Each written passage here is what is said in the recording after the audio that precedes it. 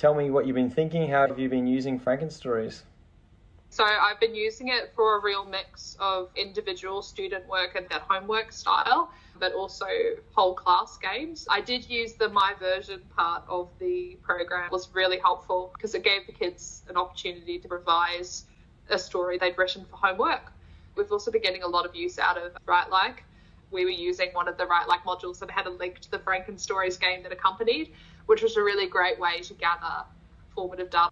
They did the Writelike as a kind of flipped classroom at home for homework, and then we could do the Frankenstories in class, which was a great way to see how they were applying what they did at home for homework.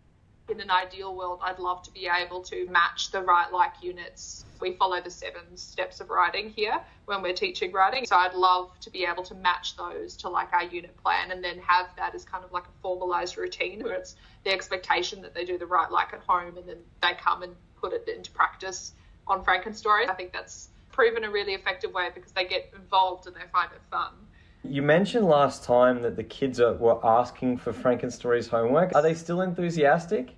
They are. They really love it. They're also really enthusiastic about Writelike too, which has been awesome. I've never seen kids so invested in grammar and punctuation in my life. They love the proofreading exercises. I have one kid in particular who is a really, really disengaged learner 90% of the time. When I gave him his first Frankenstories, he was obsessed and he's constantly asking for them now. It's the most engaged I've ever seen him in my classroom. I think the other thing that I'm finding useful is particularly for those less engaged kids, they often are less engaged because they have such a low opinion of their own abilities. When I take their Frankenstories and I say, but look at all this work you've produced, it is because over the term, they're able to look at all the stories that they've contributed to and see that as their own work. How do you tend to use Frankenstories, and has that evolved since you first started? It's definitely evolved. I think when I first started, it was like the carrot at the end of the lesson. It was if we get all of this more practical side of the lesson done, then you can do Frankenstories at the end to put it into practice. Then I built it up with the students, and over time they got more used to that style of writing. With this project-based learning unit that I've been doing this term, we focused in particular on mood and how we can use language and sentence structuring and things to create mood.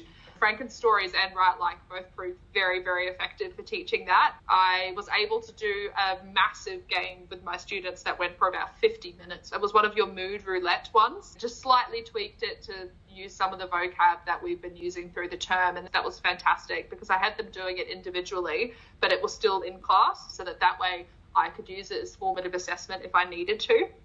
It gave a really good indication of just their learning for the whole term.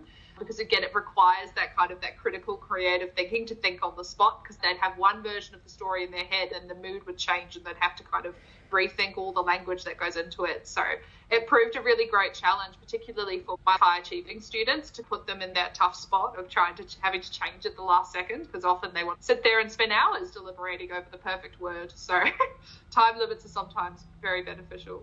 You assign a lot of homework games, which is great. Definitely a lot. I found that my students are doing a lot more homework. One of the things I did in class was I showed them the teacher view for Frankenstories on the board. I said, look, your Frankenstories collects all your work and mine collects all of your work too. So when I meet with your parents, I show them all this stuff.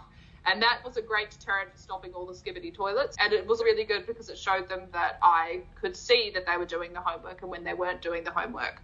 And yeah, I found the students actually enjoy having a Frankenstories for homework. Something a bit different. It sounds like grammar's a big thing for you at the school at the moment. Yeah, it's just that constant improvement, and we're trying to strip back our scaffolding because the kids often expect close activities and we're trying to make them more independent writers. Things like Frankenstories are great for that because it's a safe space for them to think creatively and on their feet. Having used Frankenstories for 4 or 5 months, has the novelty worn off? No, I feel like the novelty definitely hasn't worn off. I think it's become an important part of our class routine. And I think that as they've gotten used to it, they know what purpose it serves. It not only gives them the chance to practice, it gives them the chance to have fun, and it gives me an indication of where they're at. You've got a spread of classes. Who gets more out of it, do you think? I think the 7s get more out of the collaborative aspect of the game. With the 8s and 9s, I find it especially helpful for homework. And with the 9s, I'd love to use it as joint construction for analytical writing rather than just creative. I guess I use it in slightly different ways with each of my classes. So for 7s, they still get a lot out of it in terms of learning, but it's like that 20-minute thing at the end of the lesson. Whereas with my 9s and my 8s in particular, it's kind of like that flipped classroom approach, which has proven particularly helpful. Flipped classroom? How do you mean? A flipped classroom, just like, for example, it's not me up the front teaching them how to do dialogue. They use Writelike to learn how to do dialogue. And then they come in and they show me what they've learned. And we do that through Frankenstories, and we do that through various activities in the class. And we use class time for that collaborative learning. I found that particularly helpful with my classes because it puts some of the onus on them and they're not all sitting there pretending to listen during. I find it's a much better use of my time as a teacher because it means that I can immediately tell who's struggling because they've already had a go at it and they're coming in armed with, this is what I don't know. And so then my job is to fill the gaps rather than starting from scratch. It's nice to give the kids some of that autonomy back. Like, if you can identify where you're having some issues, why don't you go and find a way to practice it? And I think Frankenstories is a really powerful tool for that.